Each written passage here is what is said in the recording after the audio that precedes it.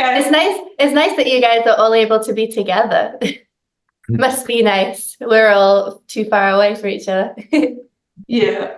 Where are you guys respectively? So I'm currently in Michigan and Sam's in Montreal. So not too far away from each other, but far enough. just different countries. Yeah.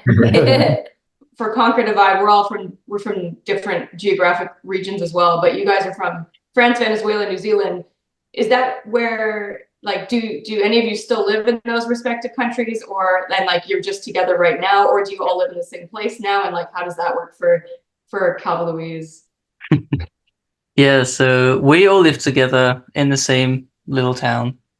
Yeah, we've never been apart geographically. So we all come from these different countries, but once we met in London and we formed, that was, we just stayed together since then. Yeah. Okay. Are you guys still based in London? Sorry, Sam. No, we live like in a very small town in the northwest of England. Oh, where? Yeah, next to the coast. It's close to a city called Blackpool, which has. Yes, so I'm from the Wirral originally, so I lived there till I was 21. Oh, no, cool. Yeah. So last time when we went to for our UK tour, I stayed there for an extra week, and you can see like Blackpool Tower from the beach. Oh, mate, that's cool. Yeah. Well, there we are. Yeah, that's fun. Cool. Yeah. Nice place to be. Yeah, it's nice, especially after coming back from tour. You can just it's nice and quiet. Yeah, it's very chilled. So you still live apart from each other? Yes. Yeah, we still live apart, but we all come to Michigan to like practice, but everyone lives in their respective places, and then we kind of come together before tours and jam pack everything. Oh, wow. And Izzy and Kristen, the two guitarists, both live like 20 minutes from each other, but those are the only two that live in Michigan. Kia lives in Colorado, and then I'm in Montreal. So it's always a mad dash to try and get like music videos filmed and like photos and like TikToks and like trying to rehearse and like work out new songs and stuff. It's tough, but with the magic of technology and the internet. Yeah, exactly. Yeah, we talk every single day, so it's not like we're really apart from each other for too long because we're in constant contact. We can't get away from each other, can we, Sam? Nope. We're stuck with each other. It's like you're all together in a van on tour, and then you're like, okay, cool, I'm gonna go home and like we'll have some time apart, but like we're all still talking every day. Whether it's band business or it's memes. Both are important. Yeah. Yeah. How are you guys in like the same time zone? No. We're almost all in the same time zone. It's not like an overseas sort of not 8 hours difference. No, luckily. No. Imagine that would be horrible. Was that your first US tour, or have you done it before? No, we've done one before. We went over in 22. We toured with a band called Slothrust, like a US based band. And the tour was about 2 months long. And it was crazy. It was really, really intense. Yeah. But that was the first time we kind of came back to do kind of our own shows. So we did like a co-headline tour, another band called Vicovi, and then we did like our own headline in LA with an artist called Bobby Wolfgang. This is his house. Oh, yeah. So we live. So that was like really the second time we toured in the US, and that was crazy. It was great. We love it. Yeah, we love the US. It's always a great time. People are amazing. Yeah. Yeah. McDonald's tastes a little different. Yes. Didn't you guys collaborate with Bobby Wolfgang? I was saying yes. Well, yeah, we've done like, so he's kind of the reason why we live in Blackpool. So like we couldn't afford live in London anymore. Oh, yeah. I understand that.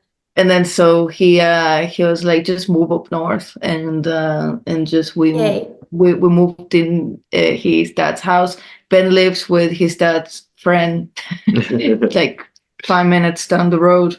So Bobby, Allison, and me live together with his dad, and so we he's like part of the team. Like he comes on tour with us, and so we do a lot of things together just because, well, we like each other very much. But That helps. yeah, that helps, and we're kind of like each other's crew. So we help each other, like anything that we gotta do on tour. So Bobby came with us to the US tour that we did, like the co-headline with Bukovi, and then we made this LA show, and then I was like, he's playing, like, and then it was great, and then he's amazing. So yeah, that's cool. Do you guys have a preference of touring in the US or in Europe? The US. Yeah. I think the US. What about you? What do you prefer? So our US setup, I really like US tours because they can be nice and long, you know, but so when we came to the UK with the Warning or Europe, we had a better setup because we had a Sprinter van, so everybody had a place to sleep. Whereas like in our US van, it's a little bit more, I guess, run down and not as nice. So, but I do like playing the US a lot, but we happen to have a nicer sleeping situation in the EU. Yeah, I prefer touring Europe, I'd say. Hospitality. For the hospitality, yeah. Yeah. So Yeah, that of course. I've only done 2 Europe tours, but both of the Europe tours that I've been on have been at kind of a similar level. And I've found that everyone gets treated like even better than like at that level. It's kind of like that mid-level, you know, you've got maybe like 1,000 cap, 600 to 1,000 cap venues that, you know, you're not playing like huge shows, but you're all still getting really good hospitality. Whereas I find that in the US, you only really start getting the good hospitality once you're doing like the bigger venues.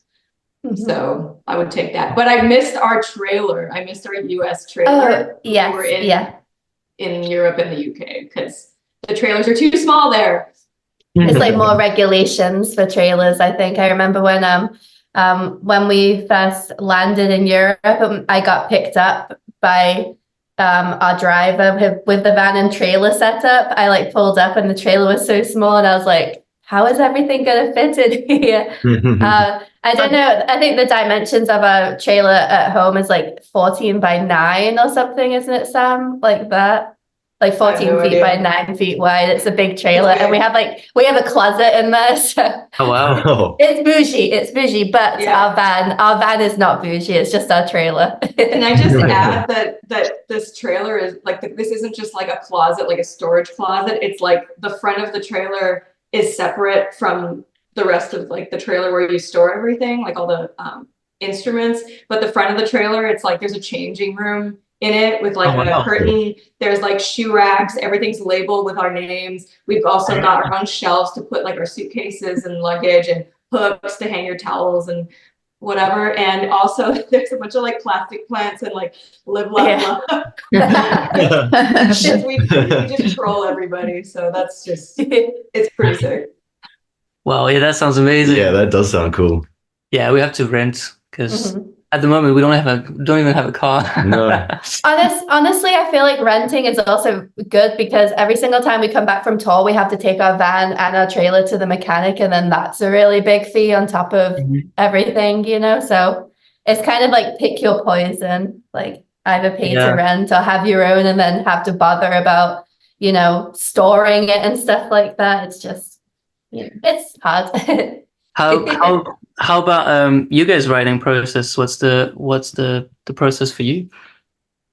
So usually we get together with one of our producers here in Michigan, and we tend to start, I feel like 70% of the time we start instrumentally, and then the vocals will be added later, and then we'll kind of get like a starting point, and then we'll start sending them to like Sam and Kia and everyone has their like creative like collaboration with it.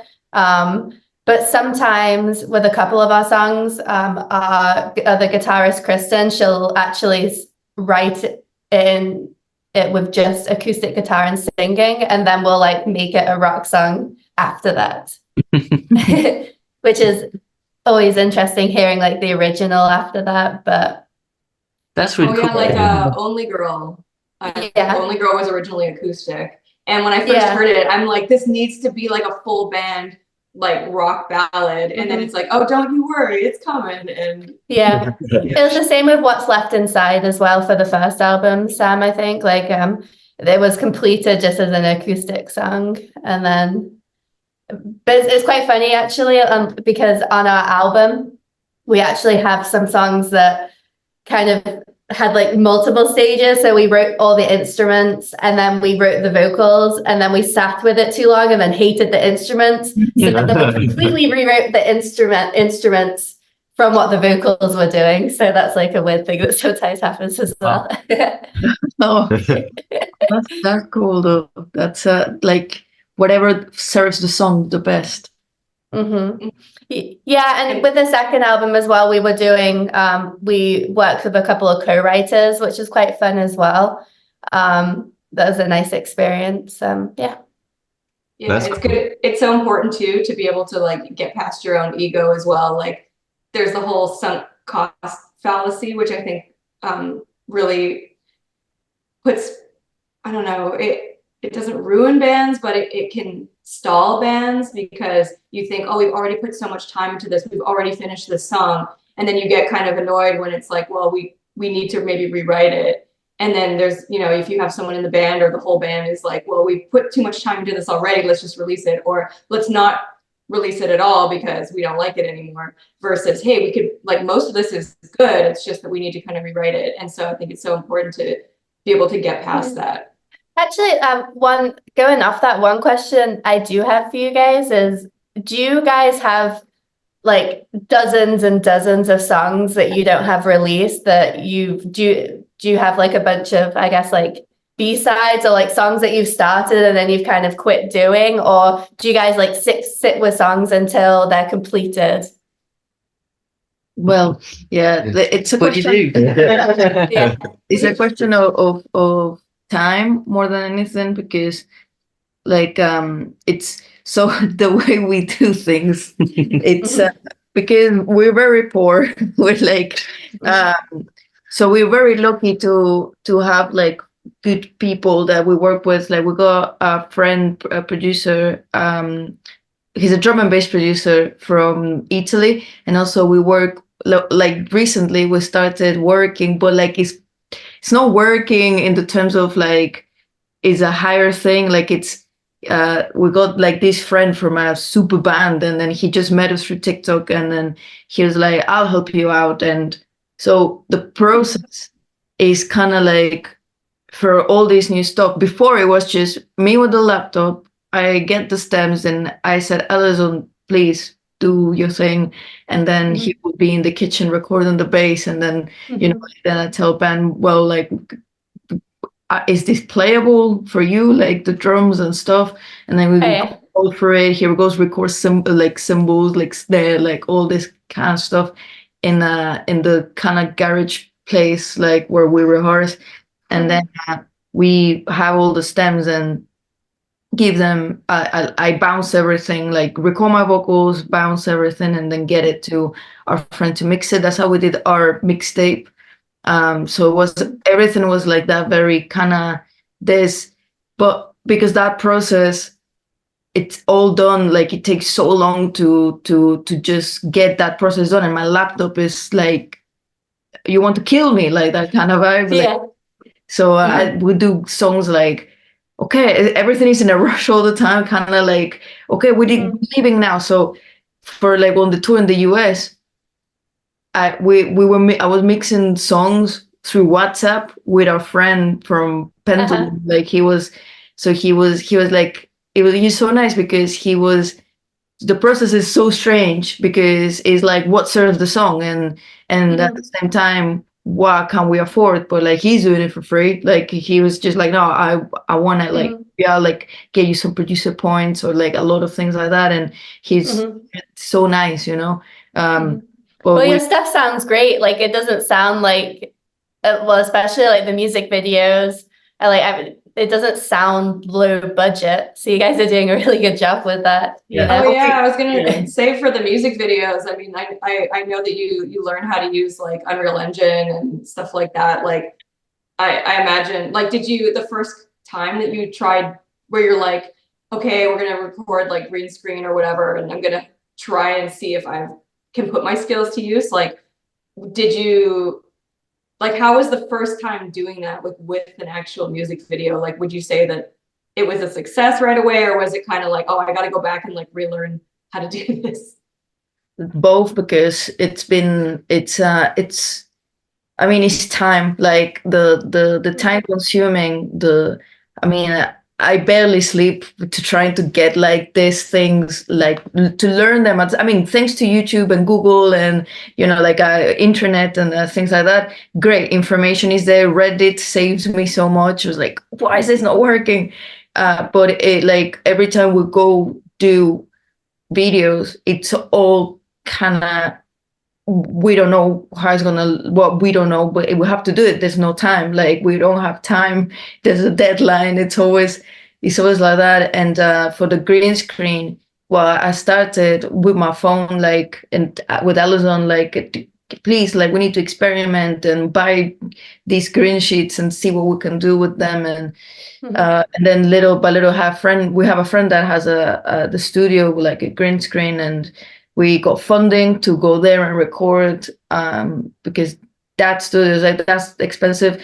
We're lucky, like we have a good computer that Alison built and things like that. But it's like, there's no, I don't know. I just feel like we're very away from the professionalism, because I don't even, when I come back after doing music or after touring of like the things that we got to do, I don't remember like the key, like I've got a hotkeys and I've been like, what, like what is this? I don't remember like working on all of that.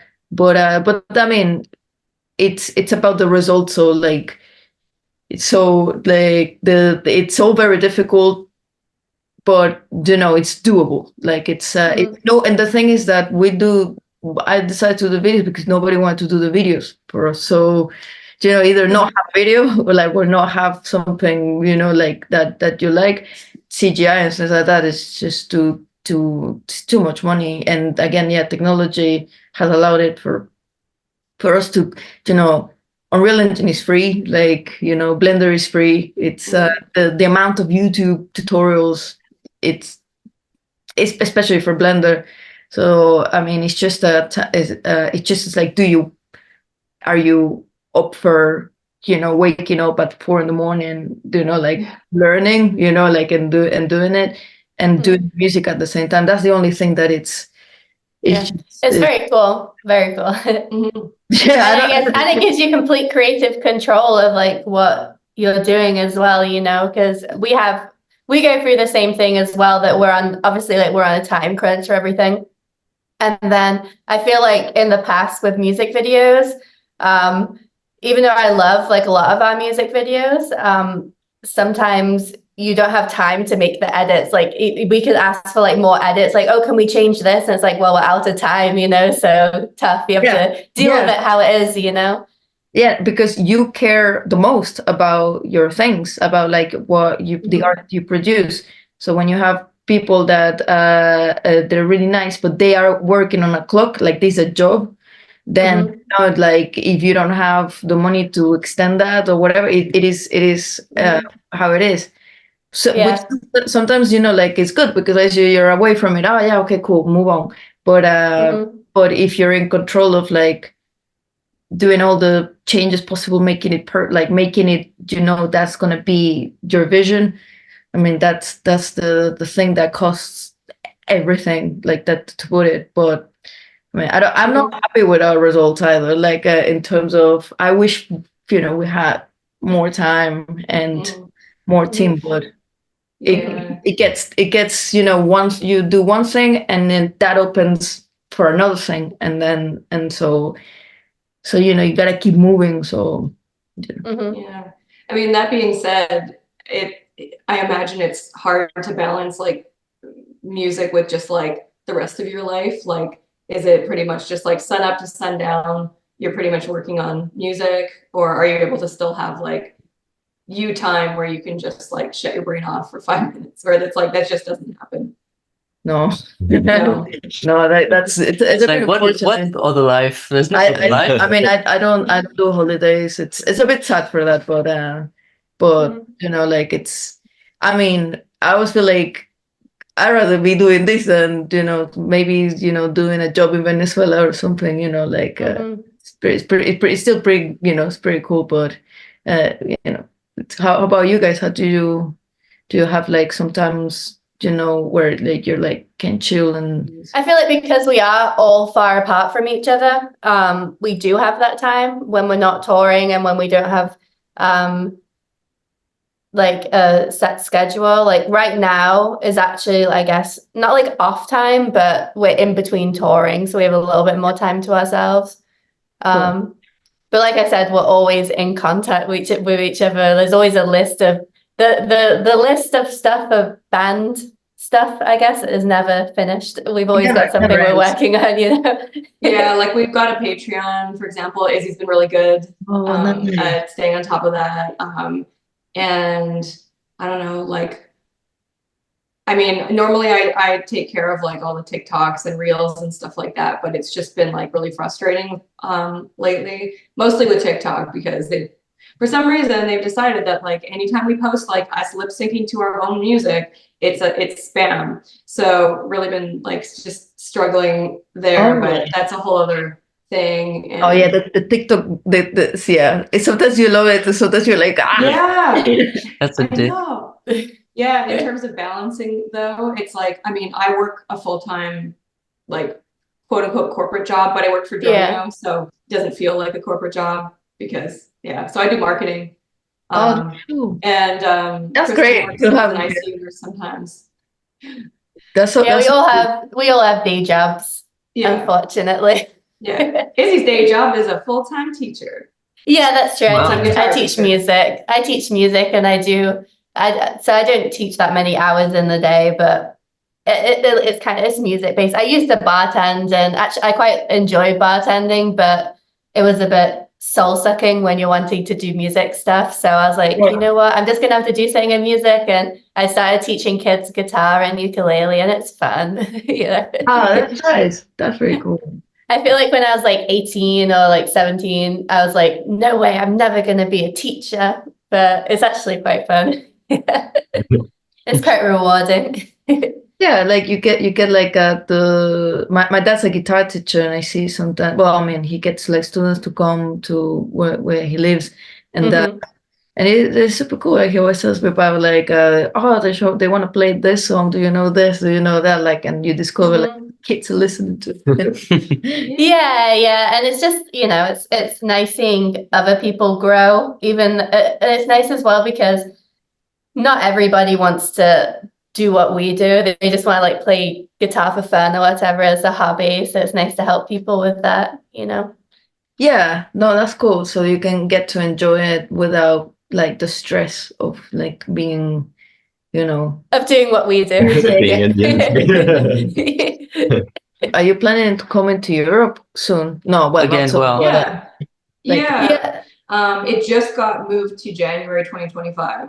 So that's when we will be there. So I'm not sure what the closest date to you guys would be, like if you're in town. Do you know what the closest one would be?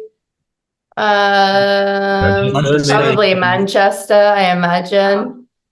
Yeah, we're about an hour away. Yeah, that's Road trip.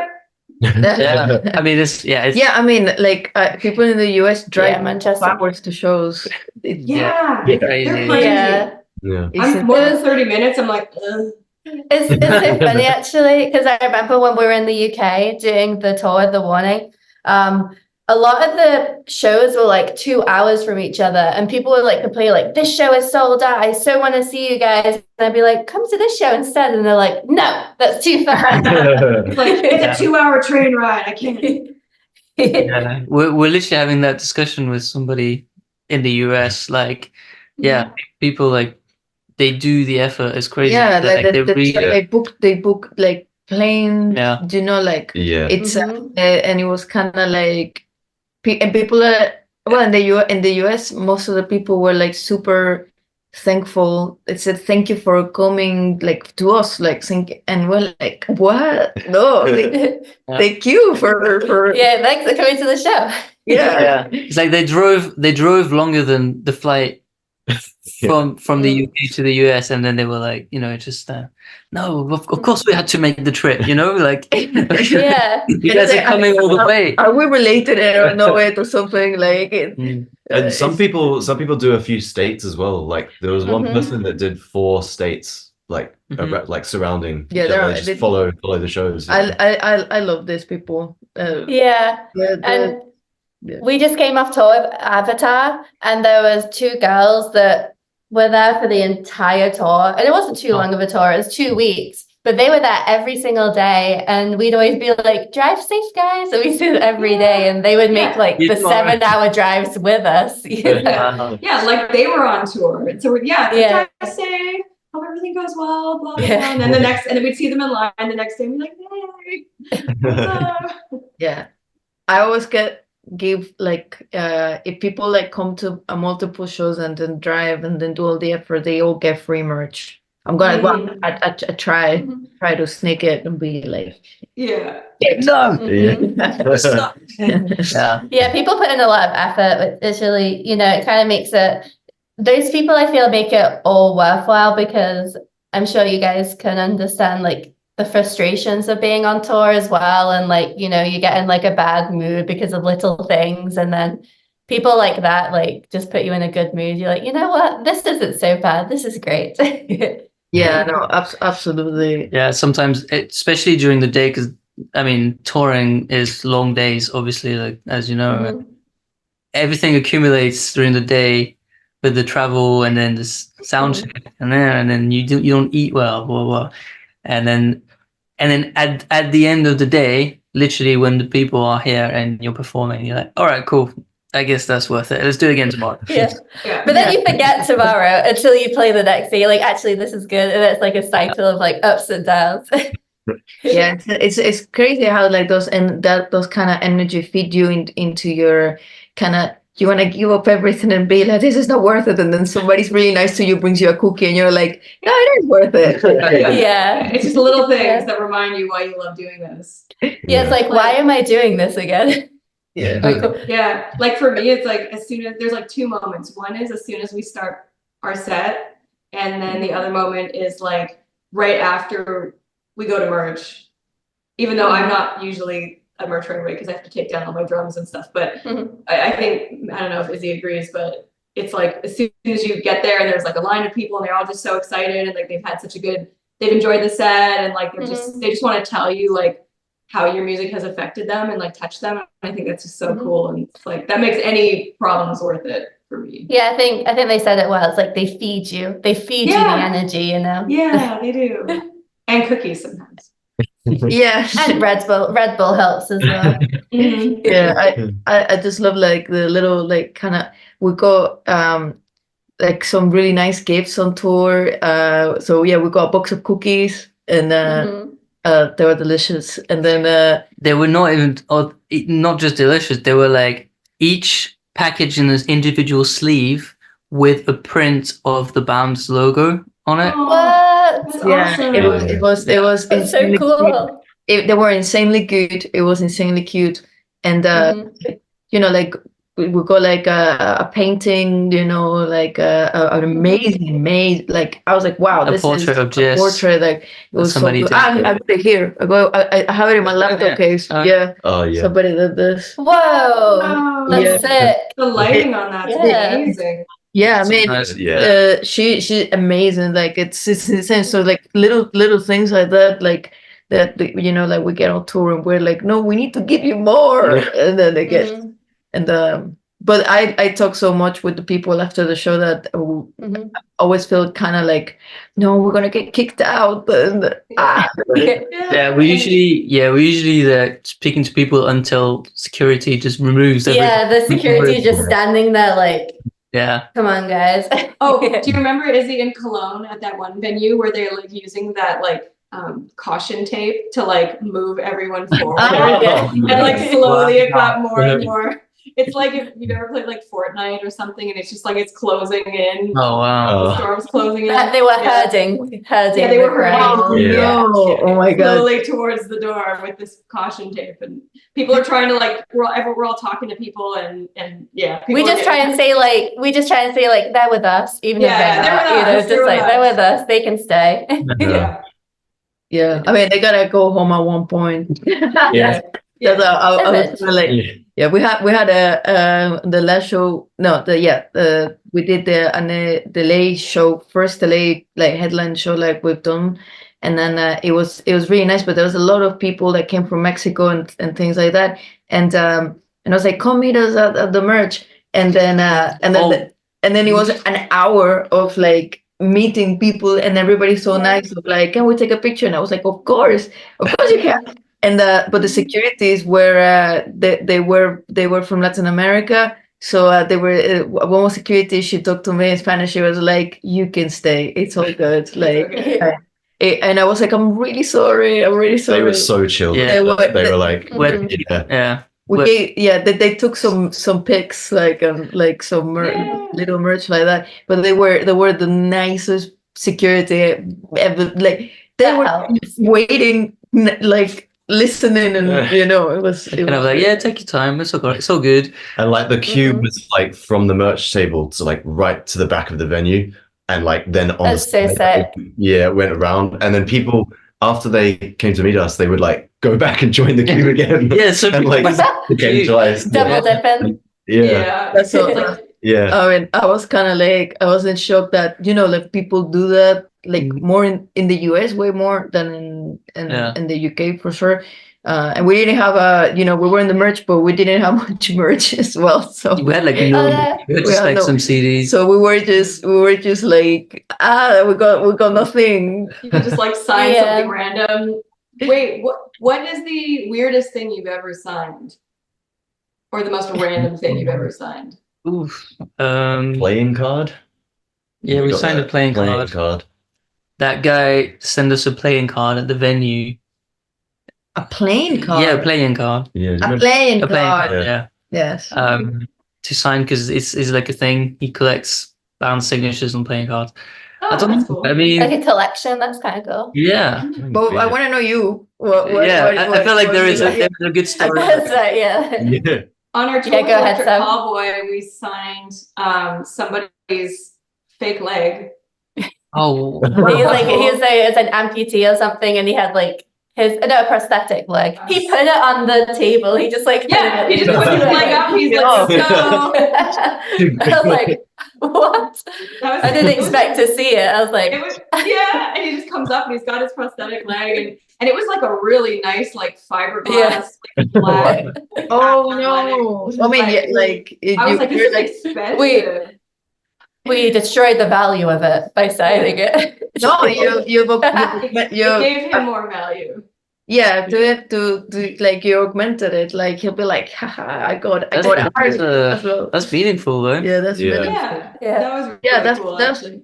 That's so cool. That's so cool. One of the shows we did with Bukovi, there was this person was amazing, like was like having such a good time, and then they came and they were like, okay, now everybody's do something on my arm, can you draw? And then I'll get tattooed. And I'm like, no, wait, don't tell me that. Don't put that pressure on me. And then I was like, it was funny because the drummer from Bukovi, I think it was Martin, drew like a jellyfish, but like the most, like SpongeBob, the jelly, just a jellyfish. And they got it tattooed and everything. And I was like, nope. And then I was there for like 15 minutes being like, no, you're getting this in your skin. I cannot mess up. And then I messed up. And then I was like, Oh, no. I was like, erase, let's erase the thing. And then I was like, I'll send you a good thing to Mhm. and the day after. So I drew a little thing after, and then I was like, yeah, this you So can. you're a perfectionist, obviously. Oh no, but like if you get any tattoo, Yeah. it's good forever. I don't want the responsibility of you having a bad tattoo. It has to be good. That's true. Oh no. You get, if it's like the US, you get sued for like assault or something for giving someone a bad tattoo. Yeah.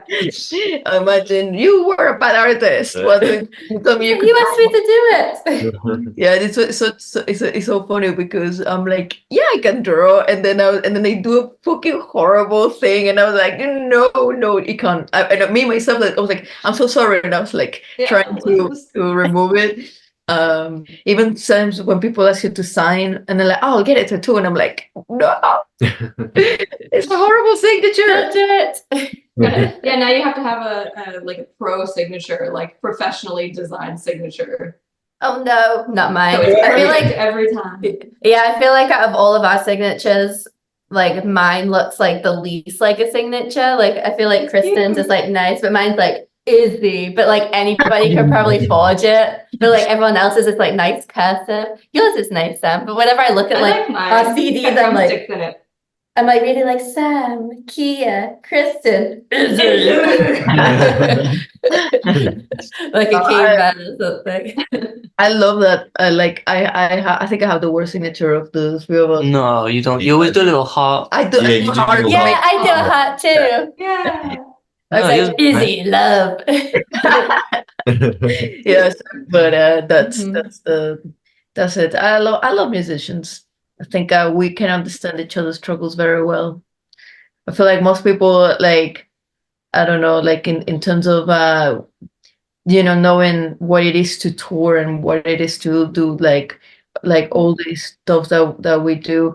It's oh my god, yeah, it's funny how some people like don't get it, and then they're like Mhm. they just kind of why don't you just do this, and I was like, oh, that was, Mhm.